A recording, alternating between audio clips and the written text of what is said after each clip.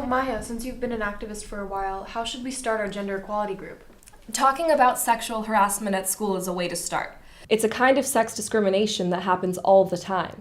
We're hearing so much about sexual harassment and assault in college, But people don't realize the problem starts way before college. Sexual harassment makes me nervous, even sick to my stomach. It's hard to concentrate in class. What about the horrible cases where kids commit suicide from sexual harassment and cyber-harassment? Do people think those are just isolated incidents? Why aren't people talking about this more? It's complicated. Most kids don't report because they're afraid of being blamed, and if they do report, the school often ignores or denies it.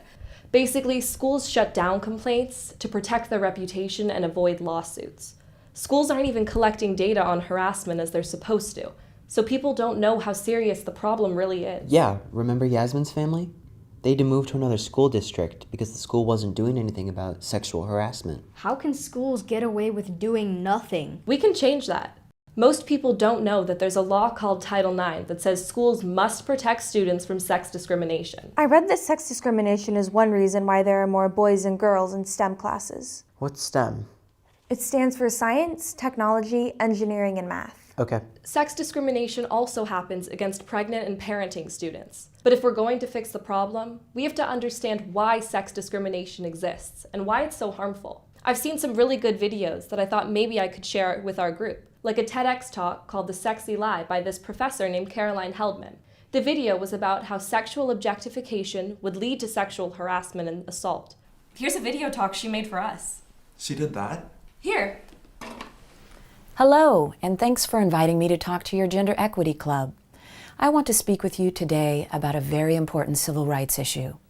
Civil rights are the rights that we all have as individuals to be treated fairly, regardless of our race, ethnicity, sex, gender identity, or sexuality. The civil rights issue I want to talk about today is the widespread sexual harassment and sexual violence in K-12 schools. Many students are simply not being treated fairly or lawfully. Students face many different types of sexual violence. Sexual harassment includes unwanted words, sounds, or gestures of a sexual nature. Sexual battery is unwanted sexual touching outside of clothing, while sexual assault is unwanted sexual touching inside clothing. And rape is unwanted sexual penetration. Each year, at least 56% of girls, 40% of boys, and 75% of transgender students experience sexual harassment in K-12 schools. When it comes to sexual violence, at least 20% of school-age girls and 3% of school-age boys experience sexual battery, assault, or rape, and half of transgender people experience sexual violence during their lifetime. Female students face more sexual harassment and sexual violence than male students because our society has made it normal to treat girls and women like objects instead of people. We are surrounded by images of sexually objectified women that teach us that women are first and foremost valued by how appealing others find our bodies. When people see women only as sex objects that exist for others, then women are not regarded as full human beings, and dehumanizing a group is the first step in justifying violence against that group. Treating women as sex objects is part of our broader rape culture. Rape culture is an environment where sexual violence against women and genderqueer people is considered normal and even excused in popular culture. As young Americans, you are exposed to a steady stream of sexual violence in television shows, movies, videos, and all of this makes this sort of violence seem normal. Another part of rape culture is that sexual violence isn't taken seriously. When rape survivors come forward, they are often not believed and even blamed for a crime that's been perpetrated against them. Their friends and family often turn on them. And male survivors are especially shamed when they report an experience of sexual violence. Our legal system is no better. Police and prosecutors don't enforce laws against rape in an effective way, so shockingly, only 2% of rapists will ever see a day in jail. Sexual harassment and sexual violence are civil rights issues, and as a student, you have the right to be in an educational space that is free of harassment and violence. It's up to each and every one of us to make sure that all students' rights are respected and protected. It starts with us. It starts by making a commitment to treat fellow students the way you want to be treated. It means reporting sexual harassment and assault to school officials. And it also means supporting students who have the courage to come forward to report that they've experienced sexual harassment or violence. Thank you for reaching out to learn more about these topics. Your group is doing great work, and more students should be coming together and working with their community to address students' civil rights. Understanding sexual objectification, rape culture, and civil rights is just the beginning. Taking actions, as you are doing, will help create safer learning spaces that treat everyone with respect. Thank you. That totally makes sense. When our school doesn't address sexual harassment, it's just like our society not addressing it. And when we make change at our school, we're changing society. What should we do? Well, first for today, I plan to show some real cases of sexual harassment and assault so kids see it can happen to anyone. I set up some Skypes with experts to explain students' rights under Title IX and what to do when those rights are violated. We can show how schools are supposed to treat students who are harassed. Maybe we can even brainstorm ideas about activities we can do at our school and with community organizations. This is going to take longer than I thought. Not that long. People need this information now. We can't wait until college when it only gets worse. So what about those pictures you asked me to draw? I made a PowerPoint to explain sex discrimination. I want every student to have an equal opportunity to participate fully in all activities. That's true regardless of their race, religion, gender, or sexual orientation. The federal civil rights law, Title IX, says that no student should be discriminated against because they're male, female, gay, trans, or doesn't conform to gender stereotypes. If a school has a boys' basketball team, then girls must have an opportunity to participate on a girls' basketball team. A school counselor can't advise a student against taking technology or science courses just because she's female. In classrooms, teachers must treat students of all genders equally. Learning materials can't reinforce gender stereotypes, like men always being shown in leadership roles and not women. And the school can't prevent students who are pregnant or parenting from participating in school activities. Harassing or assaulting a student because they're male, female, gay, trans, or gender nonconforming can be a kind of discrimination that is prohibited by Title IX. Sexual harassment doesn't always happen in person. It can occur over social media or through texts and email. It could be sexual touching or gestures, verbal sexual abuse, graffiti, and sexual contact without consent, including sexual assault and hazing. It can occur at school or outside of school, on school buses, or at school-sponsored activities such as sporting events, dances, or field trips. A perpetrator can be another student, a teacher, or other school staff. Sexual harassment in K-12 schools happens a lot more often than you think. In one national survey, 81% of students in grades 8 through 11 reported they experienced sexual harassment, and 87% felt it had a negative impact. Among LGBTQ students, approximately 87% suffer verbal harassment, and 40% are physically harassed. They skip school far more often because they do not feel safe, and are twice as likely as straight students to be threatened or injured with a weapon at school. 40% of LGBTQ students have seriously considered suicide, and 29% report having attempted suicide during the past 12 months. They are 3 times more likely than straight students to be raped. Sexual violence and persistent sexual harassment cause real emotional, educational, and economic damage to students and families. Feeling unsafe at school is associated with poor grades, skipping school, and dropping out. Some students never get over it. They commit suicide. I want to show you a few real cases. These might be disturbing.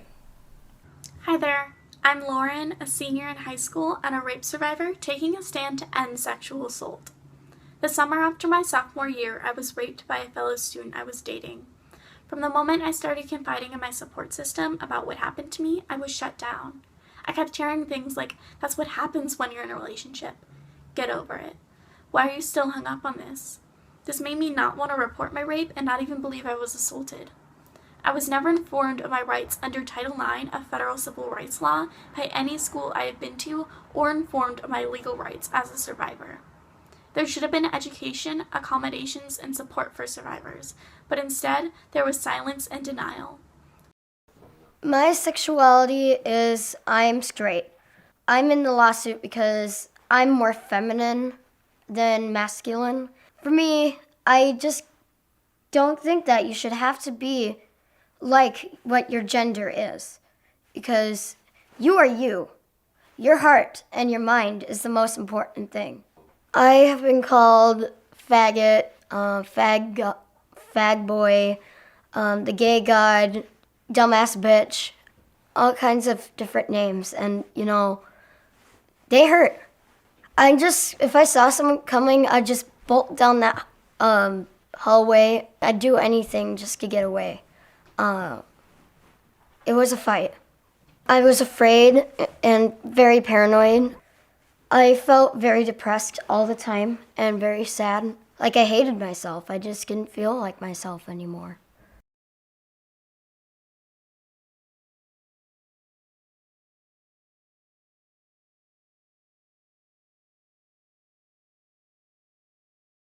When I heard about Justin, it bothered me so much. He was such a happy person. How could you drive someone to have so much anguish and so much pain and regret of their own life that they would take it away? I nearly killed myself because I was so afraid and I didn't feel welcome. I didn't feel like myself. I didn't know so many people were going through the things I was. Joining in with the lawsuit has made me feel more accepted, and I'm just overall no longer paranoid. When I walked down the halls before, I would usually cover up my face or something because I was afraid. Recently, I've been feeling welcome. They're listening and are following advice. You might feel worthless, but the truth is, if you are able to walk down the hall one day and still be living the next, after going through that much trouble, you are the toughest person I've ever met. Hi, I'm Carrie Goldberg. I'm a lawyer in Brooklyn whose practice includes victims of sexual violence in K-12 schools. I want to speak about 3 heartbreaking cases involving girls aged 13 to 15 who attended public schools in low-income Brooklyn neighborhoods. All are girls of color. In one case, the victim was 13 years old when a male peer raped her outside of their Brooklyn public school, videoed it, and distributed the footage via social media to his friends, causing it to swiftly go viral throughout the school. Rather than treating her with care and compassion, school administrators treated her as if she had a contagious disease.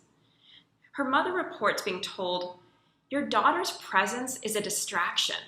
It's causing the video to stay in circulation. She should just stay home for a while." As a result, the New York City Department of Education is presently under investigation by the United States Department of Education Office of Civil Rights for mandating that a victim of sexual assault stay home and be punished. We recently filed 2 other complaints at our firm with the Office of Civil Rights, all alleging that the victims also were punished for reporting a sexual assault. There is no question these victims and others like them are among the least likely to access justice. They're too young to go out and find a lawyer, in the unlikely event they or their parents even realize their rights have been violated. Girls of color who are wrongfully over-sexualized in our culture are not believed, told they asked for it, or told their participation was consensual. And that's just at the reporting stage. Many K-12 cases never even reach the stage where the offender is disciplined, or if they do, it's for the school to discipline the victim. For example, in one case, the victim, a 15-year-old with an IQ of 71, was taken to a stairwell at lunch by 7 boys, forced to provide oral sex on 2 of them while the others watched and stood guard. Formal suspension proceedings were brought against the girl after she reported the incident because the vice principal in that case determined the gang rape was consensual. In all 3 of our cases, the knee-jerk reaction was to require that the victims transfer school. In 2 cases, administrators told the victims' parents it was policy for victims and not offenders to transfer. In 1 case, the offender was welcomed back to school after a month-long suspension. In that case, the offender had thrown a 13-year-old girl to the ground and stimulated sex on top of her, while a second boy held her head down and slapped it. The school threatened the victim's mom with child protective services when the mom refused to allow her child to continue going to that school. This, despite the New York City Department of Education's inability to come up with a school for that victim to transfer into. I've witnessed it with my own eyes, and with conviction, I can say that we have not dealt with sexual assault of young people as the public health and educational crisis that it is. These problems are not limited to low-income schools. When schools proactively address sexual harassment and violence, and when they properly respond, we can turn this crisis around. But until that happens, it's essential that families, students, their allies, and the community work together to hold schools accountable. Please reach out to students, especially to those who lack family support. Talk to them about sexual harassment and let them know you are there to support their rights. Thank you. My name is Christine McComas. This is my family the summer before our daughter Grace, on the far left, started high school. We live in one of the wealthiest counties in the nation, where the school system is considered world-class. Yet unchecked sexual harassment was the norm during my daughter's time in middle and high school. Blatant sexual actions in school were ignored, including boys humping desks, unwelcome touch, and suggestive statements. When the 8th grade class took a field trip to their future high school, the girls were subject to open, abrasive verbal sexual harassment there as well. Our daughter Grace was a bubbly, active teen who got off to a great start in high school, even being chosen for a county-wide leadership program. This photo is from her first formal dance the fall of her freshman year. Sadly, this is the only formal Grace ever went to. She's dead. At the end of her freshman year, at age 14, Grace fell victim to an uninvestigated drug-assisted sexual assault, followed by months of sexual harassment and cyberbullying until her death by suicide on Easter Sunday. Although her school was aware of all events from the very beginning, it failed to protect or inform us of Grace's Title IX rights. Grace's story illustrates how anyone, including well-adjusted students from affluent school districts, can fall victim to sexual harassment and assault. Cyber abuse, which is largely hidden from adults, and the constant digital interconnectedness of teens exacerbates the dangers of an already treacherous situation. Parents are oblivious to these new dangers, and schools hide and deny anything that tarnishes their reputation. We must take off our blinders. No family is immune from the devastation of sexual harassment, sexual assault, cyber abuse, and the deplorable, unlawful response from schools. With over 80% of students reporting sexual harassment, it's likely that your child or a friend has been harassed or assaulted too. And likely, cyber abuse or bullying followed. Ashamed, afraid, and unheard, many of these children go on to self-harm or attempt to take their own lives. If our school had followed common decency and Title IX, Grace would likely be alive today. Grace's law in Maryland will now protect children from repeated vicious cyber abuse. However, this protection and the enforcement of Title IX law needs to happen nationally immediately. That's awful. It's disgusting. Horrible. I read that most kids doing the harassing say they were harassed before they started harassing other students. So it's a cycle. The most harassed kids don't ask anyone for help, especially teachers or counselors or their parents. So they suffer and become the harassers. But it's the school's job to stop the harassment. But since our school isn't doing enough, we need a Stop Sexual Harassment campaign. Agreed. Absolutely. Yeah. Suicides like Grace's happen more often than people know. We saw that Kyle almost killed himself. I read online that in his district, 8 kids killed themselves in 2 years. Suicides have caused schools to be investigated because they violated the victim's Title IX rights. We can talk with clubs like Suicide Prevention and Stop Bullying and explain how Title IX protects them when there's cybersexual harassment. We have to involve the guys. They think it's funny when it's not. One of my friends was raped and she tried to kill herself. It happened to a guy I knew too.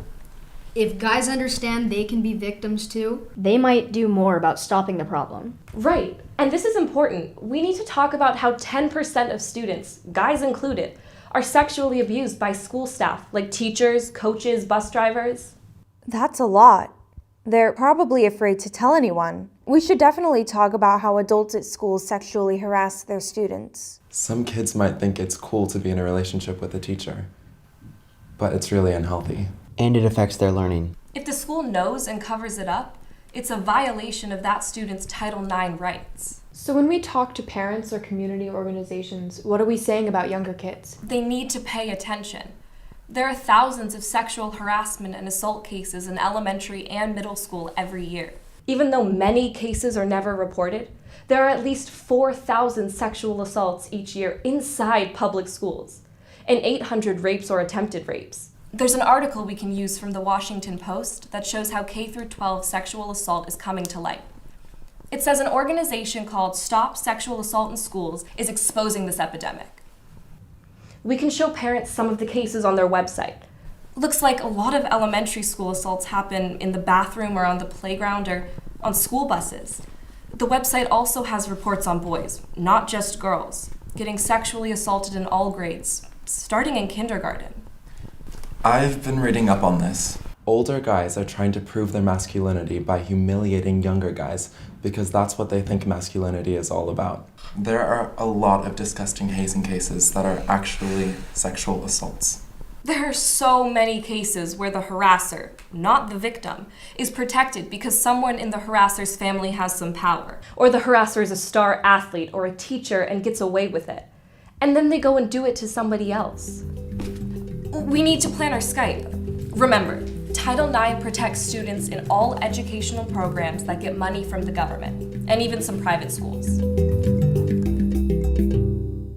Hi. Hi. Thanks for contacting the National Women's Law Center. I understand you're starting a gender equality club in your high school and that you want to find out about Title IX. But how can we interest other students? What can we tell them so they'll care about gender equity? Well, they should care because even though we've come a long way since Title IX was passed over 40 years ago, we're not there yet. So sexual harassment, sexual assault, and more generally, sex discrimination can happen to anyone, anytime. And unfortunately, we know that it's happening in schools across the country. Research shows, and we hear from parents and students regularly, that kids are leaving their schools because they do not feel safe. We also know that the long-term effects of sexual harassment and assault are far worse than people think. And Title IX is a federal law that prohibits sex discrimination in education programs that receive any federal money. And just like sex discrimination and harassment are not allowed in the workplace, they're not allowed in schools either. This includes all public schools and also some private schools that receive federal funding. What happens if a student reports a sexual assault to the school? Great question. Title IX requires schools to address sex discrimination and harassment right away. So, for example, if a student says they were sexually harassed or assaulted, the school has to investigate immediately and also protect the student from any further harassment while the investigation is going on. The school's job is to make sure the student's education continues without further harassment or hostility. And even if criminal charges are filed and the police says there was no crime committed, the school still has to investigate and protect the student. So who makes sure the school follows Title IX? Title IX is enforced mainly by the Office for Civil Rights in the U.S. Department of Education, which we typically call OCR. It's pretty simple to file a complaint with OCR if you believe your rights have been violated. There's an online form and anyone can file on your behalf. Most kids in our school think that sexual harassment is something we have to put up with. How do we explain why they should do something about it? It helps to explain that it can interfere with the student's ability to get an education. It can take a physical, emotional, educational, and even economic toll on students. Sexual harassment can lead to students dropping out of school, which makes it harder for them to go to college or get good jobs. And I think helping people understand the damage that sexual harassment causes can show them why it needs to be addressed in elementary and middle school, because it's much better to address it early and quickly before it gets worse. Are some kids more likely to get sexually harassed than others? Studies do show that girls, and especially girls of color and LGBTQ students, are more likely to suffer sexual harassment and violence. Can you explain more about girls of color? Sure. Girls of color face barriers such as attending schools with fewer academic and extracurricular opportunities. They also face more frequent and harsher discipline than white girls for similar offenses. They are facing higher rates of sexual harassment and violence, and also encounter stereotypes that may affect how school officials react to them. Should our school have told us about Title IX, especially because we're hearing more about sexual assault in Title IX in colleges? What should we know before going to college about Title IX? Your school should definitely tell you about Title IX, not just who your Title IX coordinator is and how to contact that person, which is very important, but also about how to file a complaint if you feel you've been discriminated against, and what the school's process is for responding to complaints, and what your rights are. As we've talked about, it's important to teach kids as early as possible about their rights to help address this very serious problem. And Title IX protects you in college as well. So learning about your rights before you go to college will help you if you face any sort of discrimination at that level. I've heard about schools teaching consent, like how students should communicate before sexual activity. Does consent have anything to do with Title IX rights? It is important that students learn about healthy relationships, but consent education is not a substitute for education about Title IX. For example, let's say a girl consents to sexual activity with her partner but later breaks up with that person. Then the partner retaliates by harassing her and creating a hostile school environment. The fact that she once consented doesn't matter. She's still protected under Title IX, and her school needs to address the harassment. If our school had gender equity, what would it be like? Well, it would be an environment where all students felt they could benefit from their education, regardless of their gender identity, or sexual orientation. The school would proactively address sexual harassment before it happens. They would train everybody in their community about what it is, how to report it, and what the school will do about it. What can we do to make our school more like that? You can make sure that you know your rights, how to contact your Title IX coordinator, how to report sexual harassment, and what your school's process is for handling sexual harassment. And if any of these things aren't clear, you should ask your school officials to give you more information or explain. You can also learn more online from various groups about Title IX. You can go to OCR's website or the National Women's Law Center or Stop Sexual Assault in Schools and other organizations. These groups can help you if your school is lacking the necessary information. Thanks. That's our last question for now. Great. Let us know if you have more questions when your Gender Equality Club starts. And this is really important and great work you're doing. Thank you. Bye. She gave me an idea. Let's make a student's bill of rights with resources that students can put in their notebooks. We can post it around school too. Yeah, that's awesome. Yeah, that's really good. Oh, we gotta hurry up. They're expecting our Skype on LGBTQ students' rights. Hi. Welcome to Equal Rights Advocates, and thanks for Skyping. I'm here to answer your questions about Title IX. So what can I help you with? So we're starting a gender equity group at our school and talking with our school's Gay Straight Alliance. We want to ask you about LGBTQ rights at school. We've heard about girls being protected against harassment from straight guys by Title IX, but can Title IX protect kids at our school from homophobic harassment? Yeah, Title IX can help. Title IX protects everyone from harassment based on gender stereotypes, no matter what their gender identity or sexual orientation is. So, even though technically the law doesn't use the word sexual orientation, when someone's harassed for not acting the way people think boys or girls should act, that counts as gender-based harassment. I'm not really sure what you mean. Can you give me an example? Sure. Let's say there's a girl at your school who's a lesbian, and people are calling her a dyke and saying she looks like a man. That's covered under Title IX because she's getting harassed for not looking or acting like a stereotypical girl. If the school knows about the harassment, they have to take steps to make school safe for her. If my friend comes out as trans and wants to go by a different name and pronoun, does my school have to respect that? Yes, they do. The school has to use the pronoun that's consistent with your friend's gender identity. It doesn't matter if they've started transition or even if they plan to. The school can't ask for medical proof. They also can't make your friend use bathrooms or locker rooms that are not consistent with your friend's gender identity. But what if someone identifies as genderqueer and wants to go by they or z, or not even use pronouns at all? That's a good question. So, it's the Office for Civil Rights in the federal government that explains to schools how Title IX applies, and they haven't explained yet how the rules about gender pronouns apply to kids who don't identify as male or female. But Title IX definitely protects kids with non-binary gender identities from being harassed because of their gender expression. One of my gender nonconforming friends gets made fun of and shoved into lockers. Once, a kid even pulled his pants down. He told the principal, but instead of punishing the kid who did it, the principal said my friend should consider changing schools. He shouldn't be forced out because of these jerks.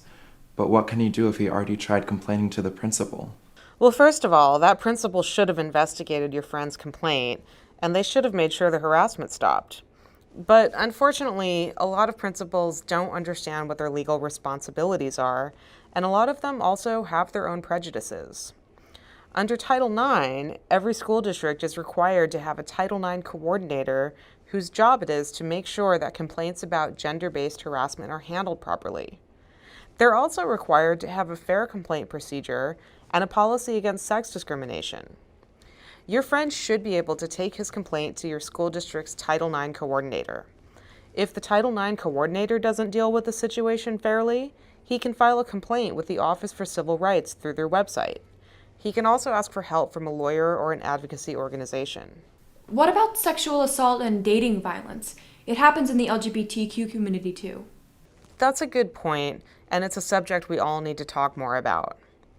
Any student of any gender or sexual orientation who experiences sexual assault or dating violence is protected by Title IX if their school environment becomes hostile and it interferes with their ability to learn. So even if a sexual assault didn't happen at school, you shouldn't have to sit in classes with someone who attacked you.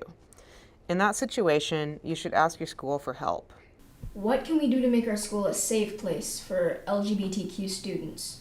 Well, it's great that you're coming together as a group and that your school has a gay-straight alliance. Student activism can be really powerful. I suggest that you find out whether your school district is complying with its responsibilities under Title IX, and if it isn't, advocate for change. You can start by reading your district's sexual harassment and anti-bullying policies. If they don't mention LGBTQ bullying, try to get your district to add that to the policy.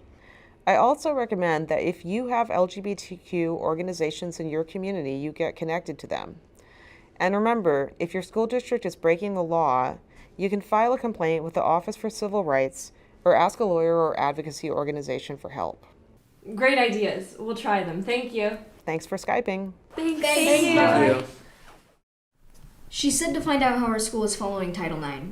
How are we going to do that? We can use the Title IX checklist on the Stop Sexual Assault in Schools website. They also have links to a lot of fact sheets about Title IX. One huge problem is that a lot of schools don't even know what the Title IX coordinator is supposed to do. There was a program on TV about this. I want to show you a lawyer whose research was involved in that TV report. Now she's a Title IX coordinator. Hi, come on in. Have a seat. Hi. Hi, what brings you here today?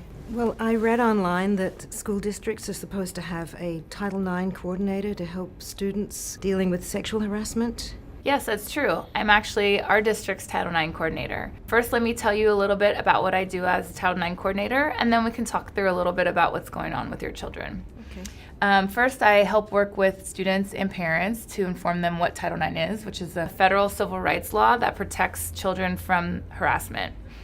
I help ensure that our school district complies with its obligations under Title IX to offer a safe learning environment that is free from all forms of gender discrimination. I help ensure that our district has a clear policy and procedures for handling sexual harassment complaints. I also conduct trainings with administrators and staff yearly, and I provide support throughout the year as issues arise to ensure that all students' rights under Title IX are being upheld. I also provide support for schools while they conduct Title IX investigations, also to ensure that each school is complying with the law. Do you mind if I take notes today to make sure that I'm getting down all of your information? No, you don't mind if I do? Absolutely not. Okay. Let me tell you what's going on. 3 of my kids are being harassed. My first grader, Zach, a boy forced him to perform sexual acts in the boys' bathroom.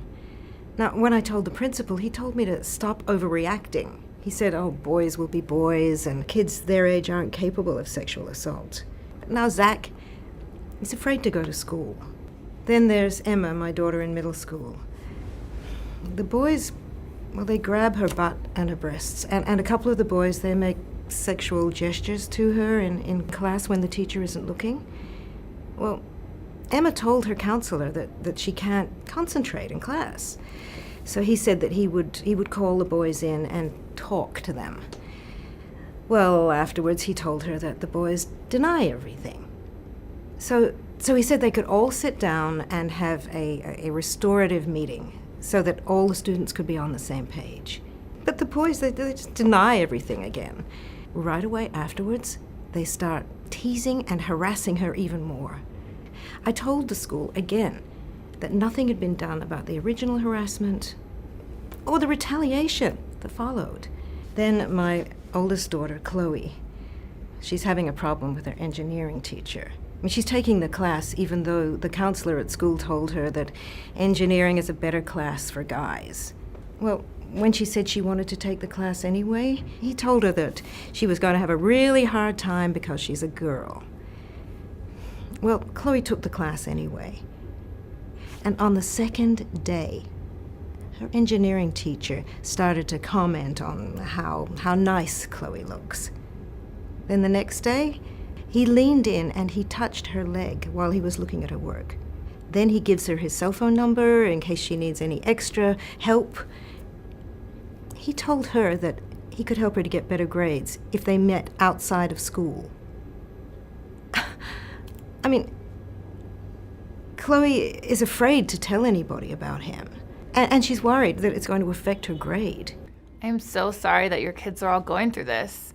Have the schools done anything to stop the harassment other than what you just told me? No, they haven't. It's crucial that this harassment stops immediately. I need my kids to feel safe and supported at school, and it's just not happening. What can you do to help me?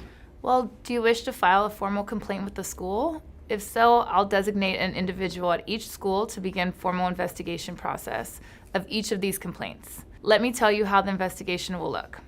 The investigator will start by speaking with your children to obtain additional information. They will also want to know if you have any documentation that shows that you informed the school of these complaints. They will also ask you to identify any other students, staff members, anyone else who might have information that can help to understand what's going on and what each of the schools have done. After that, the investigator will go to the school and speak with the principals, teachers, students, or anyone else that you've identified as having information. The school has 60 days to complete its investigation and issue a written notice of outcome. I will oversee each investigation to ensure that the process is equitable and timely. If you're not comfortable with anyone at the school district conducting the investigation, you can file a formal complaint with my office as the Title IX coordinator, and I can oversee and actually conduct the investigation myself. And it'll go through the same process that I mentioned before, but it would be my office doing it instead of the school site. Also, when there's no sexual assault, you can go through a less formal process and try to resolve the matter with the other students through mediation or other restorative practices, if they are done correctly, that is. Given what you told me, though, I think these cases are severe enough that the less formal process would not necessarily be appropriate. But I wanted to tell you that nonetheless. In the meantime, I will contact the principals to make sure that while the investigation is going, the school takes immediate steps to stop the harassment. Are there any specific accommodations you need while the investigations are taking place? Like what? Like a safety plan to keep the students apart, counseling services, or extra time to complete an assignment that are late as a result of the hostile environment? I'll have to get back to you if any additional accommodations are needed. But it is really important, I think, that all my kids get safety plans put in place immediately. Especially in Emma's case, because she was immediately retaliated against and she's regretting saying anything. Well, Title IX also protects students and parents from retaliation for reporting sexual harassment of any kind of sex discrimination. This would also be the case for Chloe. For example, she cannot get a lower grade because she complained about the harassment. One of my jobs is to ensure that you and your children are not punished or retaliated against for reporting sexual harassment. If there is retaliation, I will take strong corrective action. I will address this on my first call to the principal and put any additional protections in motion to keep further retaliation from occurring. It's also important that you check in with Emma and all your kids regularly to find out if it is continuing at school and to let me know immediately so that I can work with the school to keep her safe. But what if Emma wants the behavior to stop and she wants an investigation, but she doesn't want anyone to know that she's filed a formal complaint after the restorative conference with the counselor? Many students don't report sexual harassment or violence because they fear revealing their name, and some do not want any investigation to take place or the harasser to be punished. My job is to honor the students' wishes for confidentiality as much as possible. At the same time, I have to ensure that the school environment is safe and free from sexual discrimination for all students, including your daughter. We encourage students to report because that might encourage their friends to report also, so then the school environment can become much healthier. If the student insists on full confidentiality, I should tell you that it might limit the district's ability to investigate and seek any additional remedies and/or punish any of the students. I think you should definitely talk to Emma about these options and get back to me. I want to be sure to respect her and your wishes before I speak to the principal and begin an investigation. This is all so great. Thank you very much. I had no idea that a Title IX coordinator could help us with all these problems. You know, I saw a TV report online which said that the Bay Area principals even don't know about Title IX. Why is it that people just don't know about Title IX? So many people don't know. Title IX has been the law for over 40 years, but unfortunately, staff and students in many, if not most, K-12 schools across the country are not adequately trained on the protections, the rights, and responsibilities under Title IX. Fortunately, there are national organizations such as the American Association of University Women, Equal Rights Advocates, the National Women's Law Center, Stop Sexual Assault in Schools, Public Justice, Feminist Majority Foundation, Legal Momentum, and Know Your Nine, and who are all working to raise awareness that Title IX not only applies to colleges, but to K-12 schools as well. Well, it really would have helped if we'd known about the Title IX coordinator before all this happened. How can we get the word out about what you do? Title IX coordinators are responsible for training teachers and staff members to make sure that they can identify issues that arise under Title IX. Once teachers and staff members are better trained, they can help students through these difficult situations and inform them of their rights. Districts should also send annual notices about their sexual harassment and gender discrimination policies to teachers, staff, and students. Districts and schools should also make resources easily available online so that the students and parents can find the information about Title IX and how the complaint process works. I encourage parents to invite Title IX coordinators to their parent-teacher organization meetings to learn about Title IX, and I always encourage students to form groups to learn how to continue to spread the word about Title IX and become advocates for this very, very important issue. Well, okay, I think it would be better if the district and your office investigates.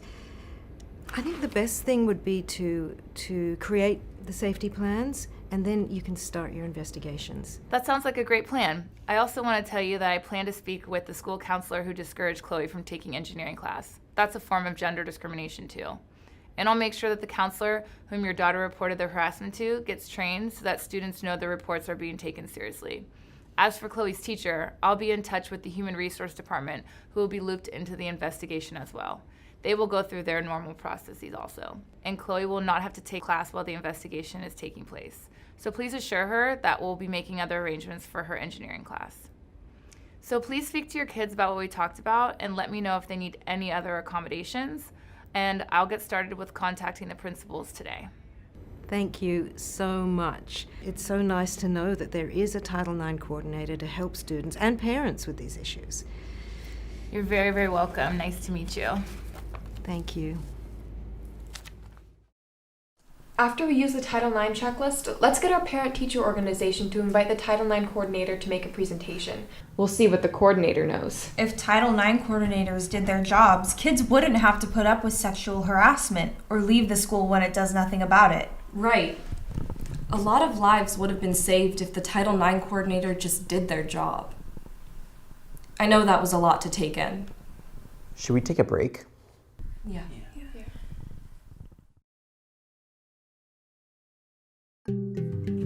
It's Skype time again. This time we're finding out what to do when schools don't follow Title IX. Hi, everyone. Hi. Thanks so much for contacting Public Justice today. I understand you've started a gender equity club in your high school, which is great, and that you have some questions about how your school is handling reports of sexual assault. Yeah, we do. There's a lot of sexual harassment at our school. A girl was sexually assaulted by another student in a music practice room. Her parents asked the principal what he was going to do about it. He said they were still investigating, but it's already been several months, and the principal hasn't told the family when the investigation will be finished. Do you see any problem?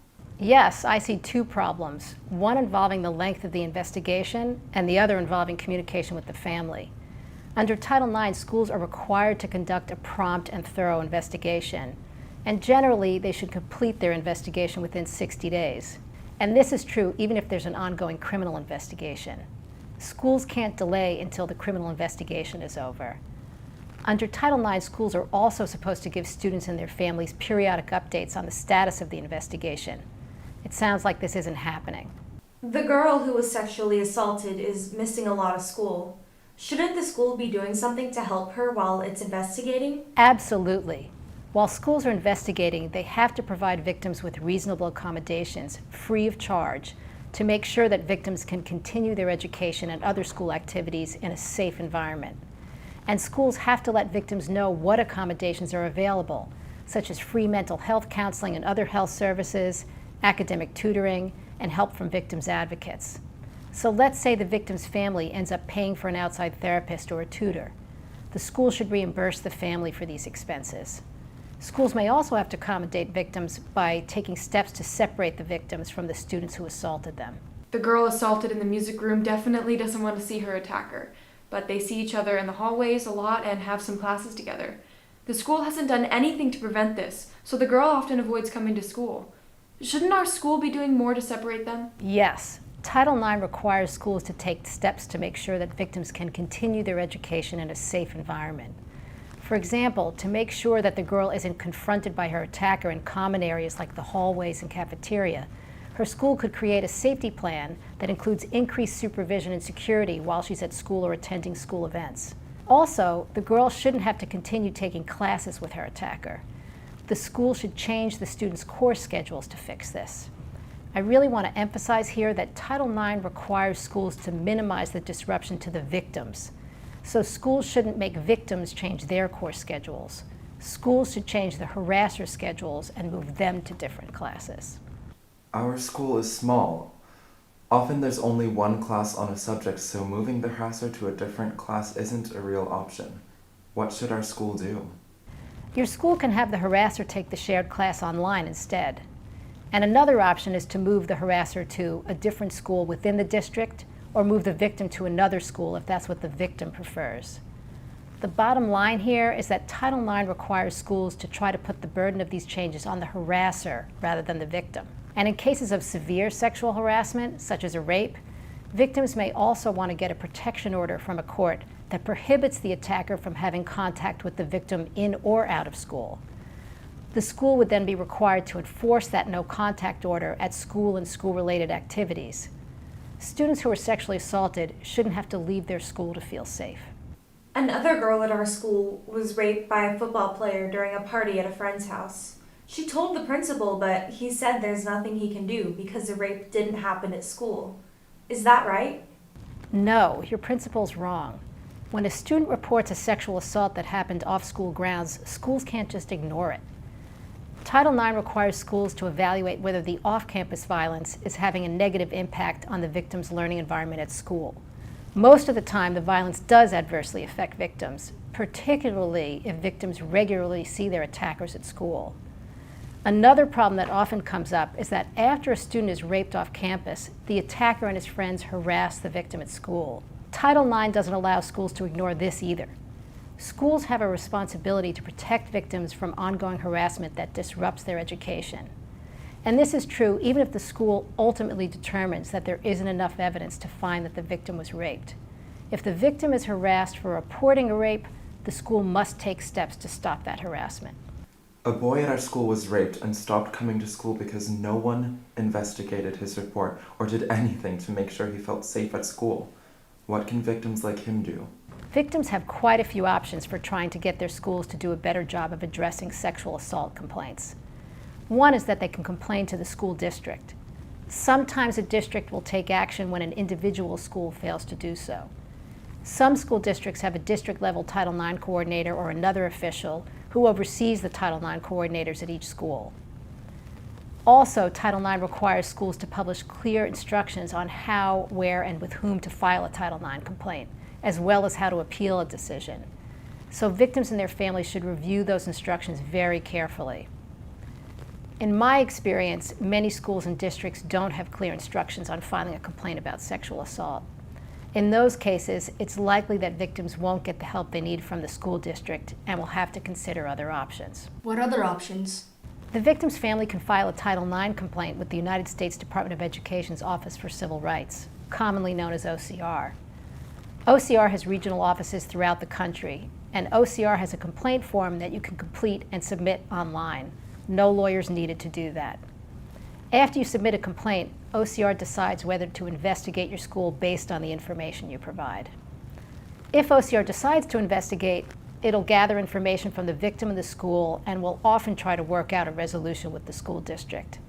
Sometimes this results in changes to the school's policies and procedures for addressing gender violence, new training and education programs, and reimbursement for expenses the victim's family paid to address the impact that the sexual assault had on the victim. But this process can take a while, often longer than a year. Are there any other options? Yes, victims and their families can seek legal advice. Now, not everybody can afford to hire an attorney, but there are some victims' rights groups that provide legal representation for free or at reduced rates. You can find information on some of these groups at the Stop Sexual Assault in Schools website at ssais.org. A girl at our school reported that she was sexually assaulted. Then the school ended up suspending her for having sexual contact at school. Basically, the school blamed her for sexual activity that was actually an assault. Isn't that wrong? Your instinct is really good. Schools shouldn't punish students who report that they were sexually assaulted. When schools do this, they make students feel like they can't safely report sexual assaults. Also, when a school punishes a student who reports a sexual assault, the school may be violating Title IX. Students who report sexual assaults are protected under Title IX, and schools can't punish them for reporting. That's called retaliation. The victim can challenge the school's punishment, in this case a suspension, under the district's process for disputing school discipline. This often involves a disciplinary hearing at the school to start, but families can usually appeal the school's decision to the district. And if they're unhappy with the result at the district level, they can often appeal to the State Board of Education. Again, your school should have clear instructions on how, where, and with whom to file an appeal. Also, it may help victims and their families to have an attorney represent them throughout this process. Some of our friends have experienced dating violence. If they tell their school that they're being abused by a student they're dating, does the school have to do something? Yes, schools shouldn't ignore reports about student-on-student dating violence. Dating violence often raises issues under Title IX that schools have to address. Title IX requires schools to address students' reports of sexual violence, period. This is true when the victim is abused by a student the victim is dating, a student the victim is friends with, or a student the victim didn't even know before the sexual assault. Now, in some cases, dating violence may not involve sexual abuse. For example, the violence might involve a beating or emotional abuse. So let's say a student tells the principal that her boyfriend is beating her and that she's afraid to be in school with him. Even though she hasn't reported sexual violence, the school still needs to take action under Title IX. This is because the school is obligated to determine whether the physical abuse this girl is suffering is gender-based. In many circumstances, there's a gender component to dating violence of this kind, and Title IX would apply. What are some ways we can improve the environment at our school so we can stop dealing with all this sexual harassment? Creating a gender equality club is a great step in helping to improve the environment at your school. You can also connect with other school clubs and your school's parent-teacher organization to share what your club is doing. And you may even want to collaborate with them on projects to raise awareness of students' Title IX rights. We can definitely use these ideas. Thanks for Skyping. Sure. If you have any other questions down the road, just let me know. This is really important work that you're doing. Thank you. But what about students who've experienced dating violence or sexual harassment or assault and don't want to talk to their parents or the school? Where can they get help? They can contact community organizations, like a sexual assault crisis center. I want to show you a scene where a girl calls in after being assaulted.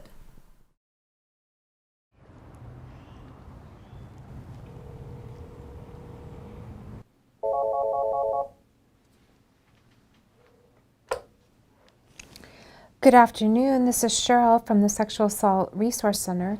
How can I help you? Hi, I need some help. Something happened at school. Okay, I can help you. Would you like to tell me your name? It's Christy. Hi, Christy. When did something happen to you? Last weekend, a guy raped me. I don't want anyone else to know. He said if I told anyone, no one would believe me. I'm scared. Some kids are talking about me online. His friends are saying that I wanted it. Oh, Christy, that must be so difficult. I'm sorry you're going through that. Before we talk any further, let me just tell you about state law called mandated reporting. If you're under 18, then I am legally bound to make a report to either the police or social services. If you don't want me to make a report, please don't give me any information that identifies you, such as your last name, your address, or your phone number. Okay. Christy, are you hurt? Are you having pain? I have a few bruises and pains from what happened. I don't feel like eating. I'm mostly scared. Those are really normal feelings after a sexual assault or a rape. Have you been able to tell anyone what happened? Well, I told my best friend, but I made her promise not to tell anyone. Okay. Have you been able to talk to your mom or your dad? I'm afraid to tell them. That'll just make it worse. How about the police? Have you made a police report? No way. Okay. Can you tell me where the sexual assault happened? It was over the weekend at school, after a game. I was one of the last people to leave, and he said he'd give me a ride home. Would you be comfortable telling me what happened next? He drove to a dark place nearby, and, well, he raped me. He said if you tell anyone, they won't believe you, and he let me off a few blocks from my house. Did your mom and dad see you or say anything when you got home after that? No, my parents were already asleep. But the next day, my mom asked me what was wrong, and I just told her I'd gotten in an argument with a friend. I told her I wanted to be by myself. Have you been back to school? No, I can't sleep. I have nightmares. I'm exhausted. I told my mom that I was sick and couldn't go back to school. You sound exhausted, sweetie. A lot of people have nightmares and trouble sleeping after they've been assaulted. It's really normal to be feeling those things. And I bet you don't want to go back to school right now. What are you worried about with going back to school? Can you tell me about that? I'm missing my friends. I don't feel like myself. I'm scared. Even if I tried, I wouldn't be able to focus on work. I'm missing soccer practice. I just can't face seeing him and hearing what everyone will say about me. I'm afraid to look at my phone. I'm afraid to talk to anyone. Being fearful is very, very normal. What are you most worried about with this rape? Yeah, well, I'm afraid of being pregnant. My parents would kill me if that happened. Or I'm afraid of STDs and the medical bills that would come along with that. My family can't afford that. Oh, Christy, I'm so sad that you're going through this. It is very scary and confusing, this whole situation, but my role is to help give you some information about some options that you have. Would it help to talk about some of those options? Yes. Okay, perfect. Well, one of the things I'd like to recommend today is getting you over to the hospital for a forensic exam. Now, I want to remind you that in our state, if you're under 18, the doctors and the nurses will have to make a mandated report to the police or the social services people. Now, you told me you're worried about pregnancy and STDs. They can help you with both of those concerns. There's medicine to help prevent a pregnancy, and there's medicine to help prevent STDs. Now, the other thing I'd like to recommend today is a forensic exam where they collect some evidence, taking some samples from your body, the doctors and the nurses. Now, I want to assure you that is free. In our state, we have crime victims compensation and they pay for that exam, so your mom and dad aren't going to get stuck with any bills. Now, one of the things I also want to mention is that you can have an advocate go with you to the hospital so you're not alone. What does this advocate do? Well, the advocate does a lot of things. They can be with you for the exam. They can give you information about your legal rights. They can also talk to you about your right to go back to school and feel safe. What rights? Once you tell your school that you've been sexually harassed, assaulted, or raped by another student, the school has to take immediate steps to keep you safe and enable you to go to school without feeling harassed or retaliation. They have to do this because there's a federal law called Title IX. What kind of steps? Well, for example, they have to make arrangements that you don't have to be in a class with the guy who raped you. You don't have to have any contact with him at the school. They also have to take steps to address any bullying or retaliation that you're feeling. They can help create a safety plan to help you feel and stay safe at school. Who can I talk to school about this? It's a great question, Christy. They have an officer called the Title IX officer or the Title IX coordinator. Every school has to have one, or every school district. It's a federal law. And we can look up that information online. The victim's advocate will probably have that information, and we can also call the school anonymously to get that person's contact name and information. I didn't know about any of this. Thank you. Thank you for telling me. You're so welcome, and a lot of people don't understand this and know that. That's why I'm here to help with this. If you could just hold on for a moment, I'm going to look up the name and number of the advocate on call today, and we're going to get you connected so we can go through the next steps to keep you safe and get you the help that you need today. Next week, we can watch a scene where a student calls a victim's advocate to find out about privacy, how to be safe, and get back to school after an assault. We can watch a video about how a school counselor should treat students who report being assaulted. I'm also getting some information on how the school is supposed to investigate when kids are harassed or assaulted. They'll be on our website, ssais.org/video. Okay, but before we go, let's brainstorm some things we can do. Okay, we really need to check out this online guide called Campus Activism, How to Become a Now Activist in High School. It is everything we need to make our gender equality club successful. I know a couple of advisors who'd be into helping us. Okay, I'm making anti-harassment and Title IX posters. I'm gonna make a poster that says, does gender equality exist in our school, and put the time of our meetings. I'm writing about this for the school paper. Let's make zines. We need a Facebook page. How about making PSAs and put them online? I'm definitely calling out guys who are harassing. I'm taking some Title IX fact sheets to the community center where I work. How about getting people to take a pledge against sexual harassment? Oh, yeah. How about getting coaches and teachers to take the pledge for the kind of sexual harassment they do? Okay, let's end with a couple activism videos we can get ideas from and talk about next week. I'm Minnah, a high school junior and the youngest member of the Stop Sexual Assault in Schools Advisory Board. For the last 3 years, I've been educating high school students about sexual harassment and assault. Here are some ways we can protect students and promote equality. First, share this video with everyone, with friends, clubs, schools, adults, parent-teacher organizations, community organizations, local media, and even lawmakers. You can find out how at ssais.org/video. I found that films and online videos are great ways to start this important discussion. One of my favorite films is It Happened Here, which I screened in several high schools. It tells how 5 courageous female survivors fought for their Title IX rights. Why didn't they look at her as a victim? When they blame victims, discredit them, they are doing damage to that woman. They're just getting away with this? Not anymore. I have made a decision to no longer remain silent. I published a letter in the hopes that somebody would realize what was going on. I wanted to blow the lid off the whole thing. It wasn't the school I went to. These young women have demonstrated true courage. They have spoken truth to power. Another powerful film I like is Unslut, a documentary film about the negative effects of slut-shaming. When we stop slut-shaming, students will be empowered to stand up for their Title IX rights at school. She was raped, and then not only was she raped, but then she's isolated. The Halifax teen took her own life after she was allegedly gang raped and bullied when photos of the attack circulated online.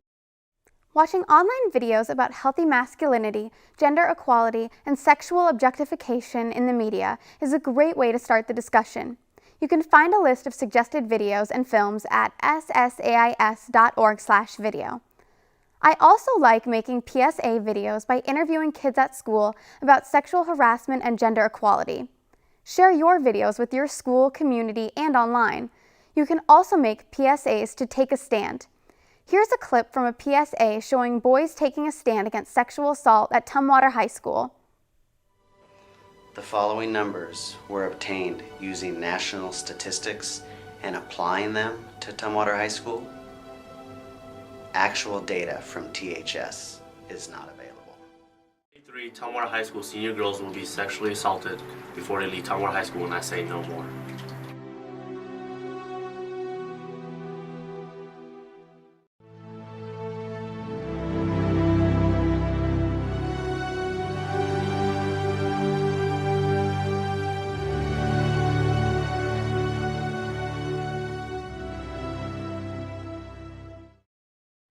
Another idea is to write articles for your school paper or publish zines.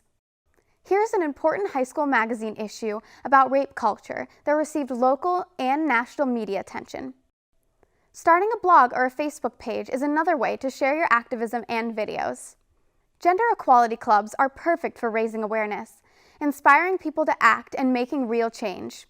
Getting started is easy with a guide called Campus Activism: How to Become a Now Activist in High School. You can also check out the Stop Sexual Assault in Schools website for other activism ideas. We must raise awareness about the right to an equal education free from sexual harassment and gender discrimination in K-12 schools. Sexual harassment and assault are traumatic experiences that can affect all aspects of a person's life. For students, that hurt caused can be compounded by social isolation and harassment through social media. Sexual assault is already drastically underreported by students who fear the negative reactions by others, particularly being blamed for their own assaults. When school staff can respond compassionately, more students who have these experiences will be likely to access very needed resources. Properly trained school staff will create a safe, supportive, and Title IX compliant environment. There are actions you can take right now to make your school safer from sexual harassment. You can invite community experts from your local rape crisis centers and coalitions to provide training on trauma-informed response to students for counselors, administrators, and even teachers. Using Title IX fact sheets, you can develop resources such as brochures, posters, notebook inserts, or even videos outlining students' rights to confidentiality, what their rights are under Title IX, and highlight important resources. You can engage your parent-teacher organizations and start gender equity clubs and events at your school. Now is the time to start this discussion and to keep it going. To make our schools free from sexual harassment, we must all be involved. We must talk about it, learn about it, support those who have experienced it, and hold those accountable who commit it. It is especially important that males become involved in this movement. Consider starting a healthy male identity club at school. Watch online videos by men who support healthy maleness. Post supportive articles on social media. Partner with gender equity groups and model respectful behavior. While most men are actually uncomfortable with other men's sexist behavior, many don't know what to do when it happens. Learn about bystander intervention so that you can do something positive when others say inappropriate sexual comments. Be the one to speak up for others and respect your partner. Men and boys need to explore the freedom to be full human beings by moving beyond rigid gender roles and expectations of dominance, control, and violence. We as males have to hold each other to a loving and respectful standard. Love is courageous and strong. Respect is a sign of our self-confidence. We have the power to end sexual harassment and sexual violence. As a civil rights attorney, I frequently witness how sexual harassment and assault shatters K-12 families. I see parents who are overwhelmed, confused, and angry, not only by what happened to their student, but by their school's indifference, denial, or outright hostility. These aren't just other families' problems. The perpetrator of sexual harassment or assault may be a student or a school employee who has frequent contact with your student. Your student may have witnessed or heard about sexual harassment or assault and may feel uncomfortable or unsafe at school. If a school discounts or dismisses reports of sexual harassment or assault, your student may feel discouraged from reporting, or may even be a victim of sexual harassment but not told anyone. This is a community problem. That's why adults must take action. Here's some ideas. First, start the discussion. Go online and learn about school sexual harassment, sexual assault, cyber harassment, and dating violence. Learn about the signs of trauma and victims. Talk with your student about how sexual harassment is prohibited at school, just like it is in the workplace. Help your student recognize sexual exploitation, grooming, and abuse by teachers or staff. Encourage students to stand up to harassment and discrimination, whether against themselves or others. Reach out to students who are uncomfortable talking with their families. Next, read your school's anti-discrimination and anti-harassment policies. They must be available online or from your school's office. They should define sexual harassment and explain what actions the school takes when it learns of sexual harassment or discrimination. Find out what the school is doing proactively about sexual harassment. Provide your school with Title IX fact sheets that are available on the Stop Sexual Assault in Schools website. Visit the U.S. Department of Education Office for Civil Rights website for many helpful resources. Next, make sure your school district has a Title IX coordinator. Use the checklist that accompanies this presentation to make sure they understand their responsibilities. The Title IX coordinator's contact information must be publicly available. When you speak to the Title IX coordinator, ask, what does the district do to promote gender equality in the classroom and in school activities? Ask, what does the school do to educate students about gender stereotypes and sex discrimination? Ask, does the school educate staff on how to compassionately treat students who report sexual harassment? Ask, does the school educate staff on how to handle sexual assault complaints and how to address retaliation if it occurs? Finally, support the formation of school clubs that address gender equality. Bottom line, sexual harassment and violence are a reality in K-12 schools. We can't ignore it any longer. Unfortunately, by the time parents come to see me, their lives have already been devastated by the sexual harassment or assault of their student and by the school's response. It doesn't have to be this way. If we all take action, we can make our schools safe places to learn for everyone and prevent the far-reaching, long-lasting effects of sexual harassment and assault. We really have to share this information with our friends. We all need it. So do our parents. Our group is going to make change.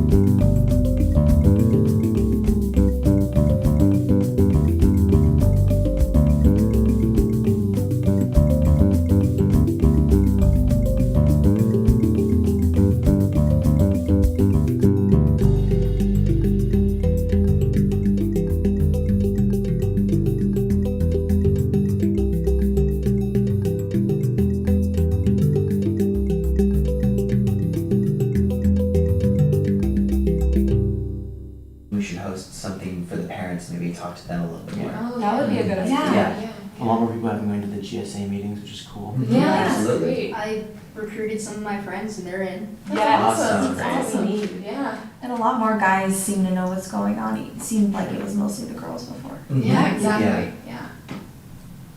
Maybe we could have like a club color. I'm thinking blue. Yeah.